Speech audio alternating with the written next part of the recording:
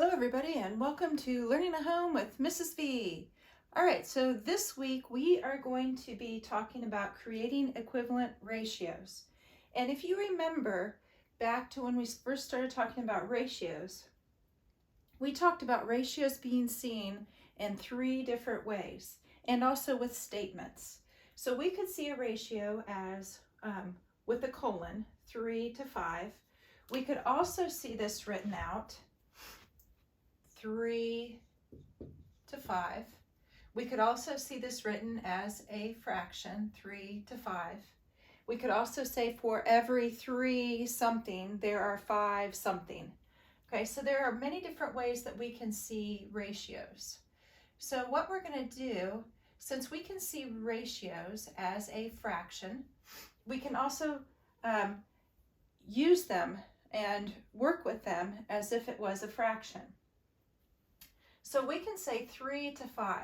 Well, an equivalent ratio would be when we multiply the same thing by both sides. So we could take this 3 to 5 and we could multiply each side times 3 to get an equivalent ratio. So we could have 9 to 15. We could take the 3 to 5 and instead we could multiply each side times 10. And we could create a 30 to 50 ratio. Okay, so we're working with them and formulating them just as if we were doing something as if it were an equivalent fraction. Okay, so we can do the same thing with 2 to 3. 2 to 3, and remember we could put the 2 there, we could write that as a fraction. There are different ways that you see ratios. But we can take that 2 to 3, and we can do the same thing by both sides. So let's do times 5 to both sides. And then we've got a 10 to 15 ratio. We could do times 20 by both sides. And we have a 40 to 60 ratio. We could do times 11 by both sides. And then we would have a 22 to 33 ratio.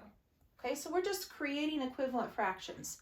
The same way we would create our equivalent ratios, the same way we would create equivalent fractions. Okay, so we're going to use this information in order to solve a word problem.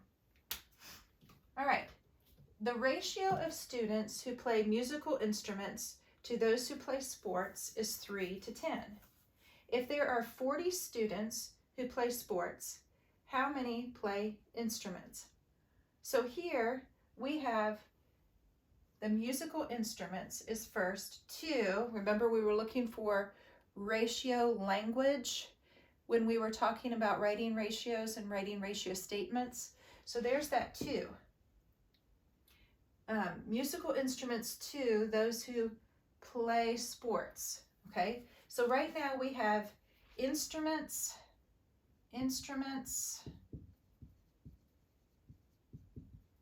to sports. I want to write that down, and it's important that we get the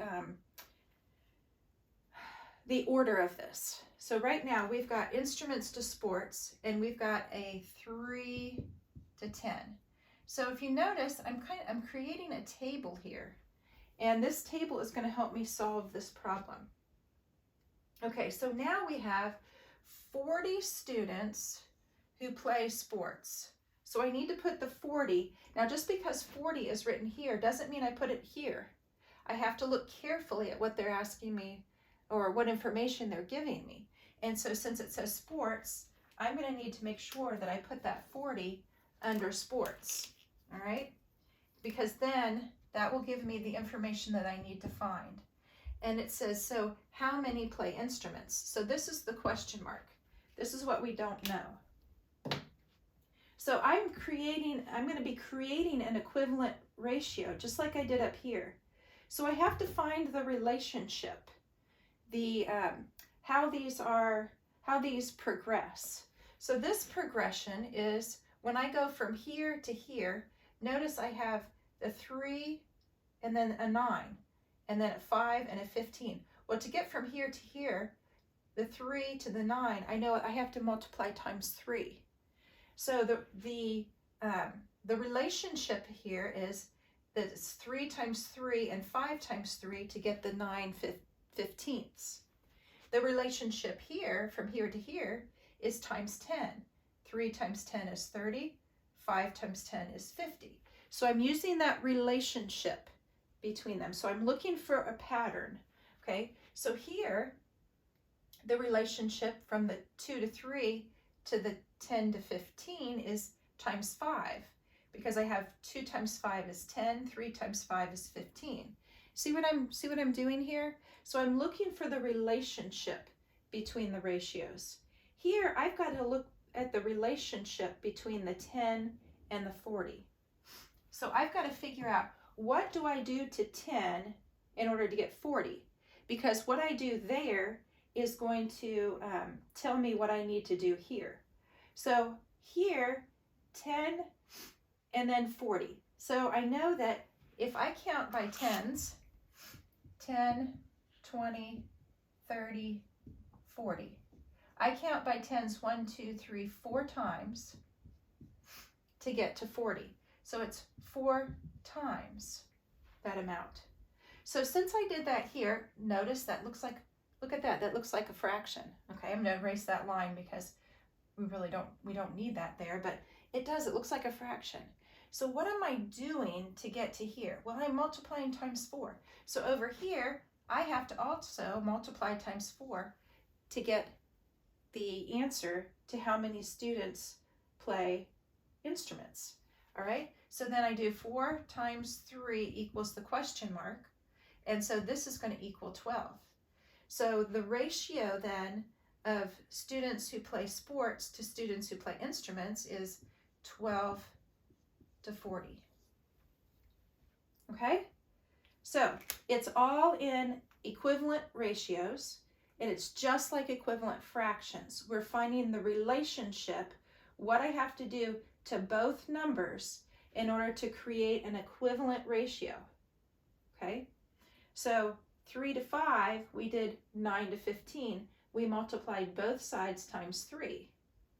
When we multiplied both sides times 10, we got 30 to 50. That's the relationship between 3 to 5 and 30 to 50.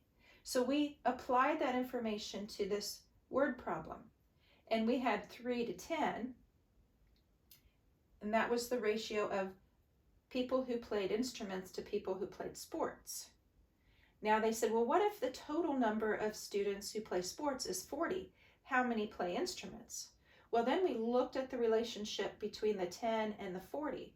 Well, that is, it's 4 times greater, so 3 times greater is going to give me the number of instruments. So that's where the 12 came from. So then we've got 12 to 40. So we're going to be working with equivalent ratios this week. We're going to be working with word problems this week, and you're going to be working with those on Google Classroom. All right? If you have any questions, please feel free to email me or to ask me in class. I want you to keep watching, keep thinking, stay curious, and I'll see you next time.